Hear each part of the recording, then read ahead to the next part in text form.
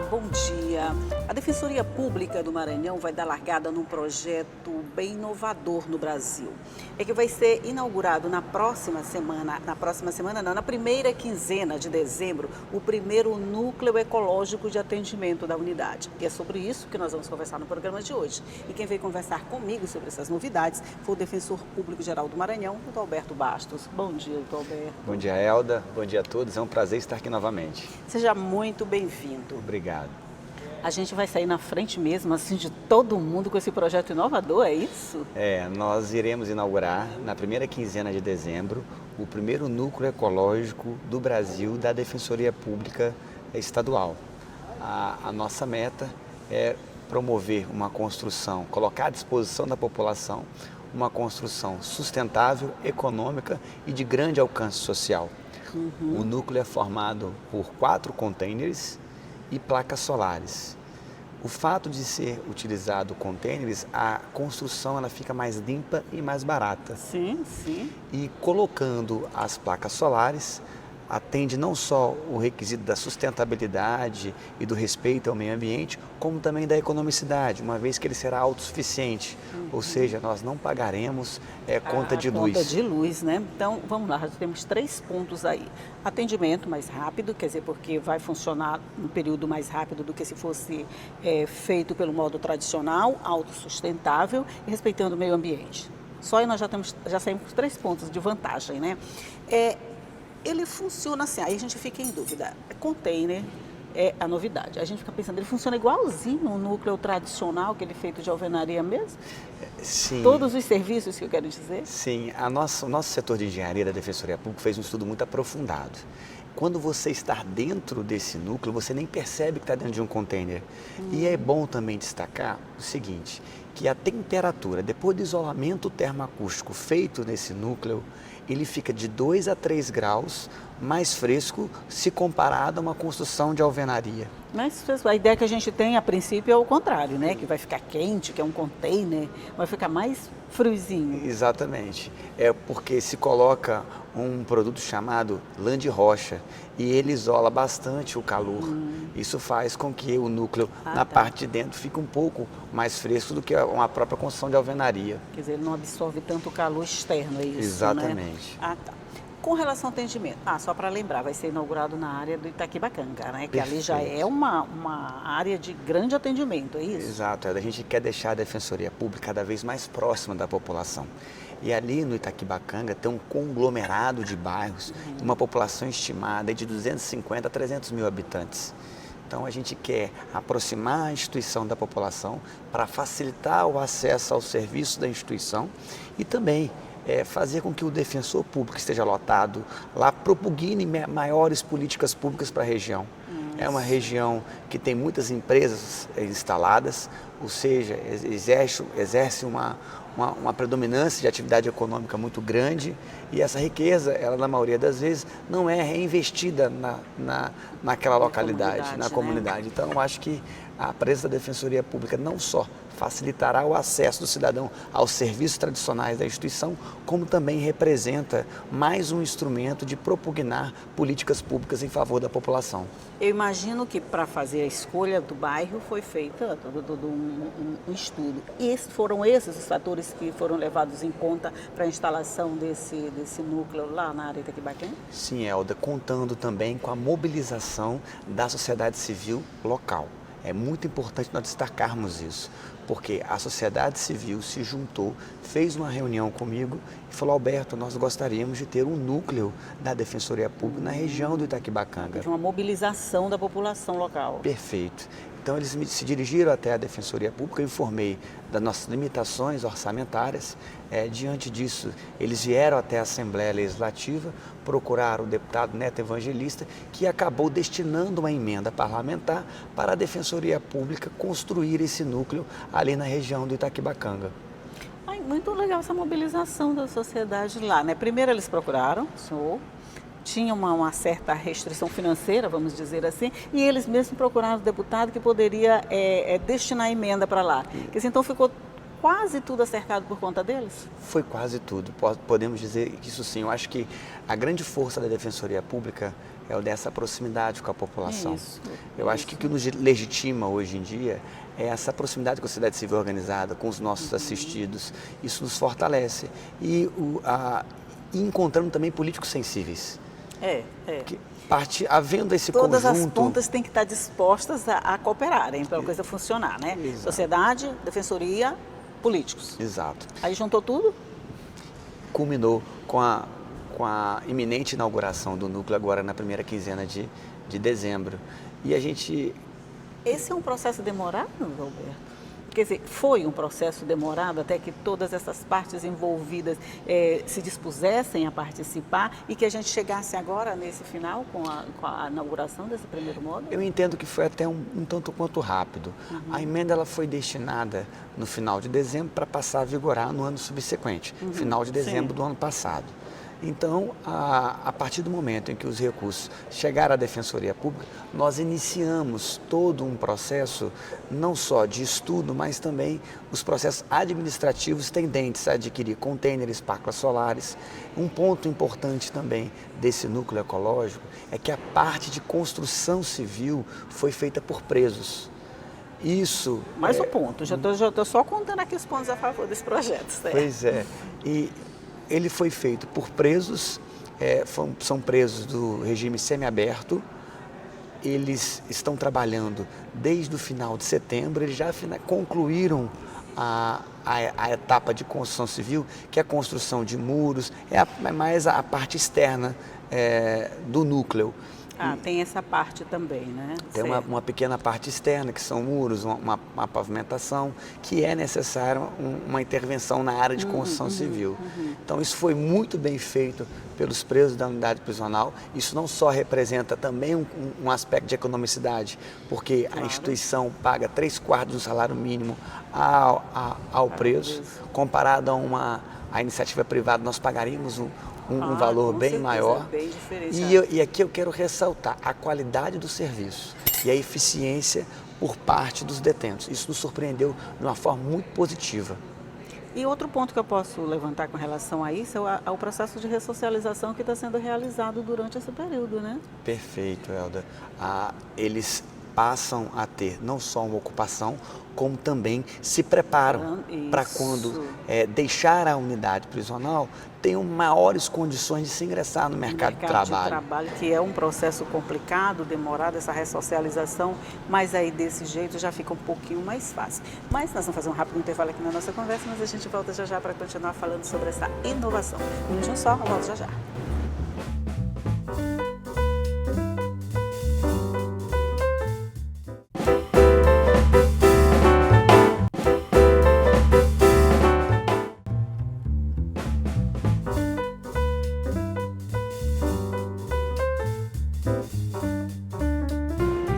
Já estamos de volta, eu estou conversando aqui com o defensor público geral, Alberto Bastos, e a gente está falando da inauguração logo aqui na primeira quinzena de dezembro, desse primeiro núcleo de atendimento ecológico da Defensoria. E uma coisa que me chamou muita atenção, acho que de todos foi o que me chamou mais atenção, o prazo de realização dessa obra, 75 dias. Exatamente, Elda. 2 meses e 5 dias. É uma construção modular.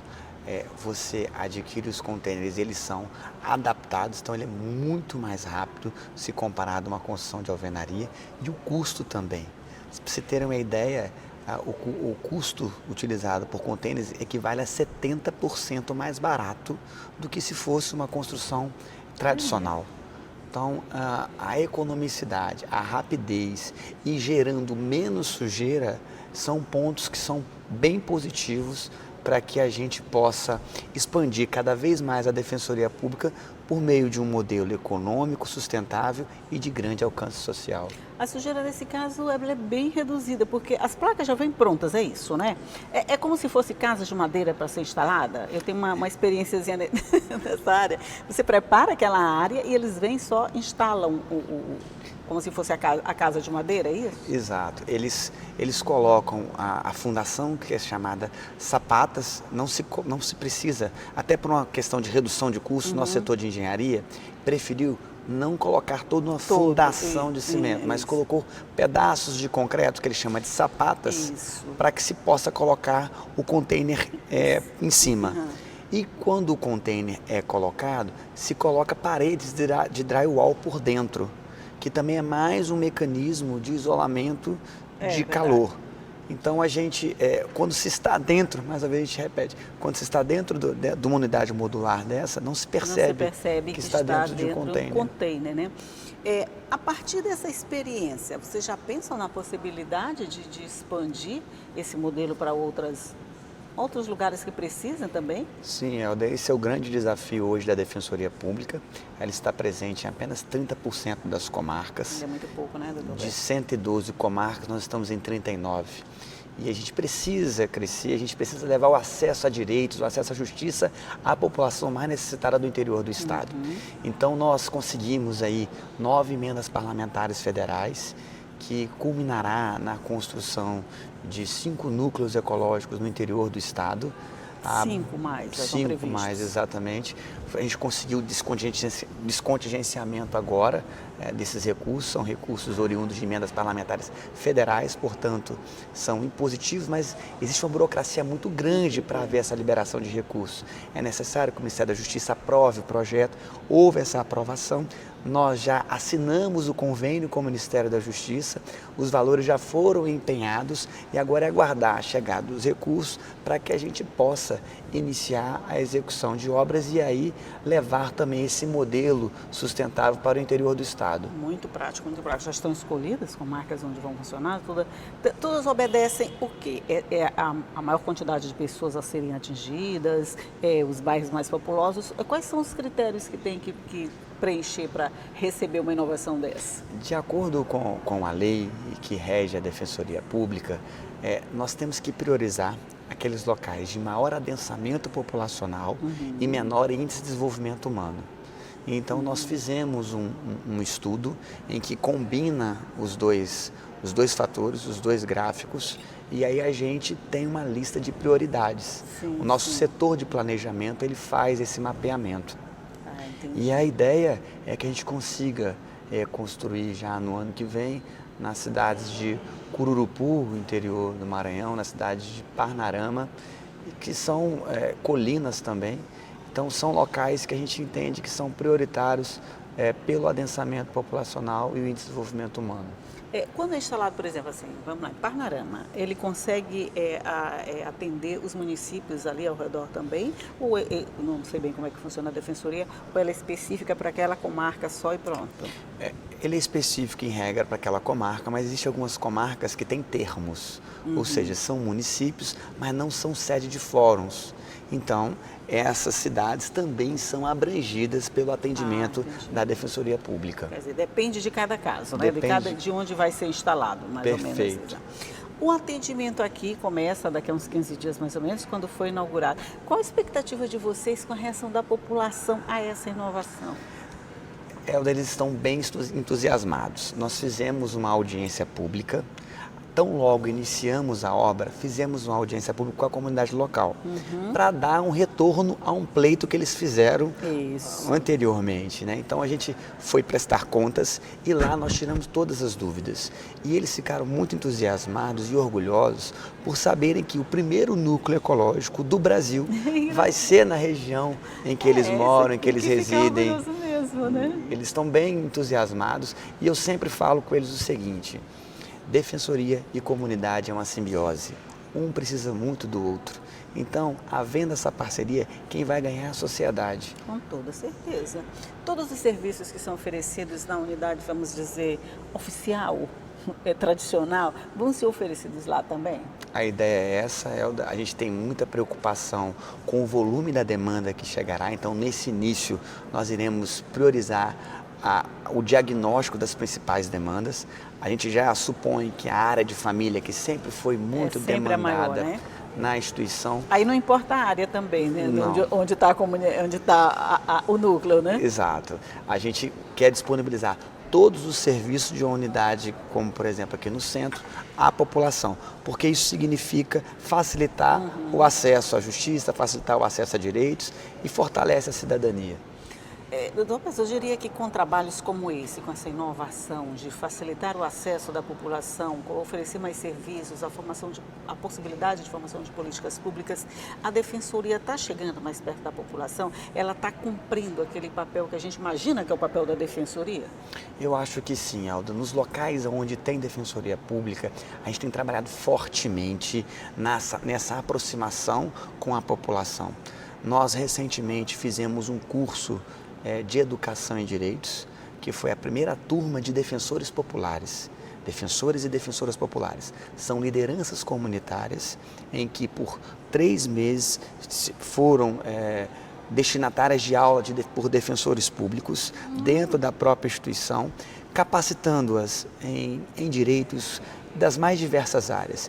E a gente busca cada vez mais, todo o evento da Defensoria Pública, convidá-los para que eles possam participar. E eles são, na verdade, interlocutores da comunidade dentro da Defensoria Pública. E eles foram capacitados para isso. Então, acho que essa educação em direitos, ela faz com que a gente não só se aproxime mais da população, crie um mecanismo de aproximação, como também você empodera. A partir do momento em que há um conhecimento em direitos, você passa a empoderar aquele cidadão. É verdade. Então, eu imaginei o contrário, quando você falou defensores populares, eu imaginei que o defensor ia para a comunidade se inteirar sobre os assuntos. É o contrário, é a liderança popular que vai para dentro da defensoria se inteirar sobre o trabalho da defensoria. Eles serão multiplicadores dentro da comunidade. Perfeito, perfeito, Helder. Gente, aí a partir daí não fica mais facilitado o trabalho, não fica não? Muito. Quando a própria comunidade já tem uma noção, já tem consciência do que ela pode buscar em determinado lugar, fica mais fácil? Muito mais fácil e aumenta também muito a demanda, porque a instituição passa a ser uma referência para eles. Fala, aconteceu isso com um vizinho meu, não, vai lá, procura a Defensoria Pública e ele já tem todo o caminho para que possa chegar de uma forma mais rápida até a instituição. Sim, fica mais facilitado mesmo. Vamos falar sobre isso no próximo bloco. De novo, eu vou fazer um rápido intervalinho aqui. A gente toma café mais uma vez e volta para conversar. Um minutinho só.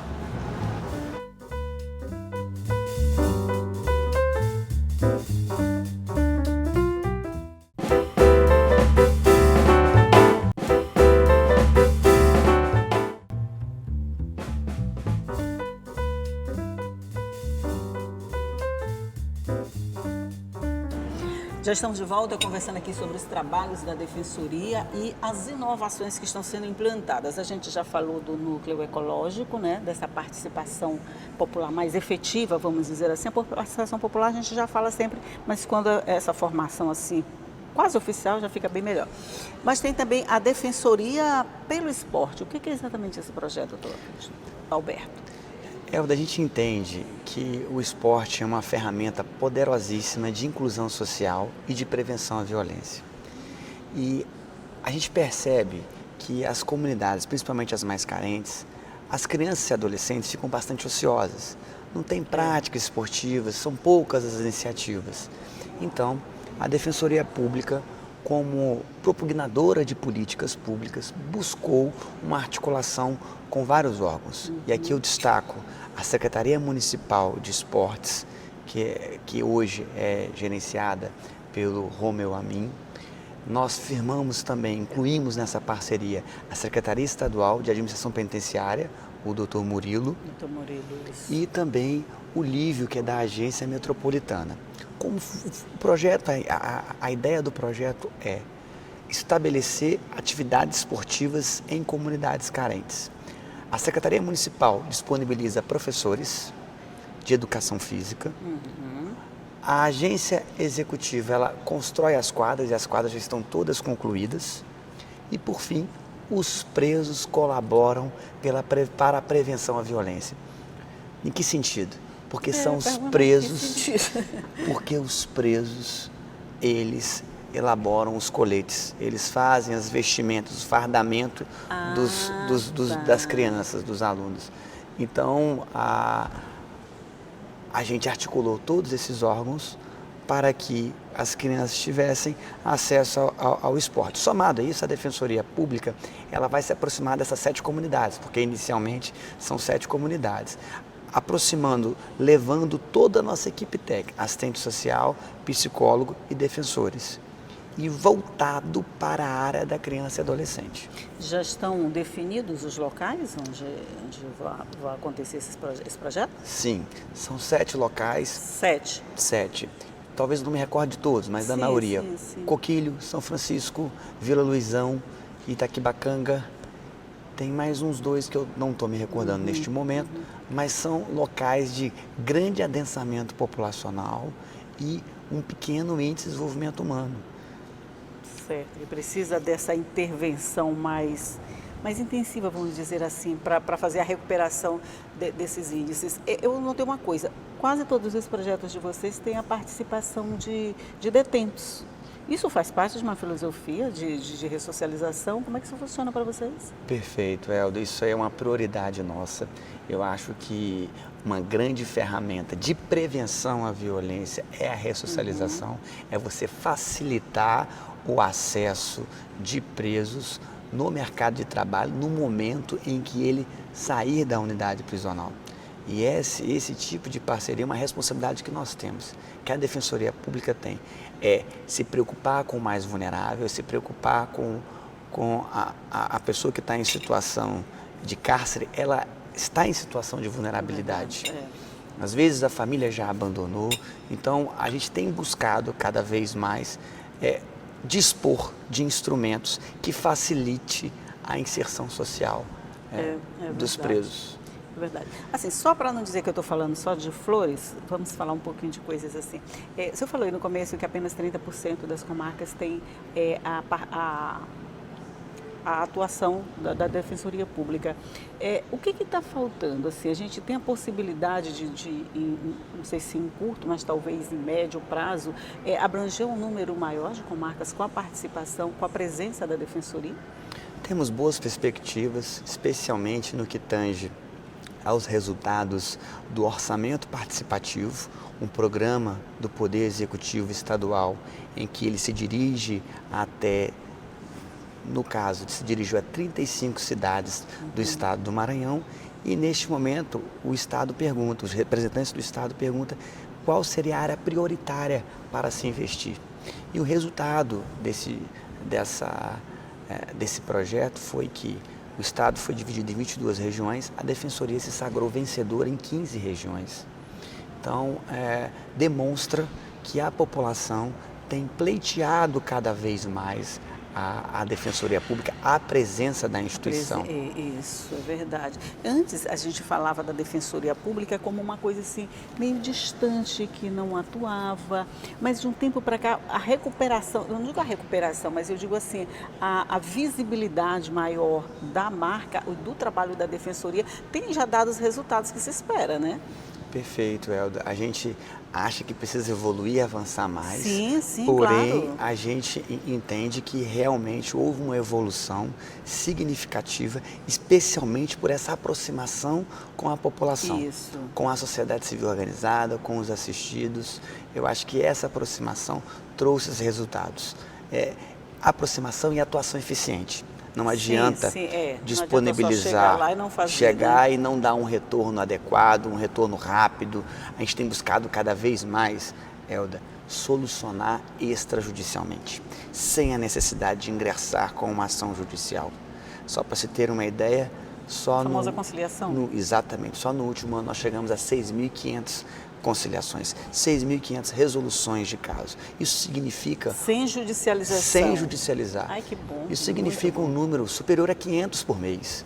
Então, acho que é um número bem significativo para que a gente possa cada vez mais levar o acesso a direitos da população, sem a obrigatoriedade de ingressarmos com ações judiciais, que às vezes, por conta do acúmulo de processos, demoram muito mais além das expectativas do cidadão. É um trabalho complicado levar, assim, a gente acredita, eu vou tirar para a justiça, aí eu vou para a defensoria, vou procurar um advogado. Aí quando chega lá, ele diz, não, você não precisa procurar a justiça, vamos tentar resolver aqui.